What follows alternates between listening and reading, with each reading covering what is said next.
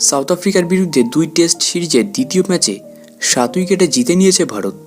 এই জয়ে team India series শেষ করল 1-1। প্রথম ইনিংসে 55 রানে গুটিয়ে যায় সাউথ আফ্রিকান টিম।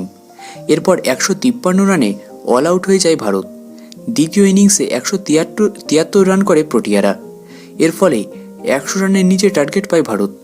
3 উইকেট হারিয়ে খুবই সহজেই এই রান চেস করে ফেলে ভারত। এই ম্যাচে টসে জিতে প্রথমে ব্যাট করার সিদ্ধান্ত নেন south African captain dean Elgar. তার সিদ্ধান্ত ভুল প্রমাণিত হয়। প্রথম ইনিংসে সাউথ আফ্রিকার দল সীমাবদ্ধ ছিল মাত্র 55 রানে, যেখানে কিন্তু মিয়া ম্যাজিক মানে মোহাম্মদ সিরাজ কিন্তু ভাই একাই শেষ করে দিয়েছিল সাউথ আফ্রিকাকে। ভারতও অবশ্য প্রথম ইনিংসে বড় রান করতে ব্যর্থ হয়। 200 রানের কমে অল আউট হয়ে যায় তারা।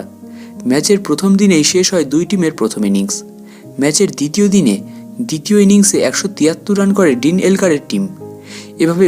এভাবে 79 রানের টার্গেট পায় ভারত, যা কিন্তু 3 উইকেটে হারিয়ে এটি অর্জন করে তারা। ভারতের এই বড় জয়ে কিন্তু বেশ খুশি সমস্ত ফ্যান। সেই ছবি কিন্তু বারবার ধরা পড়ছে সোশ্যাল মিডিয়ায়।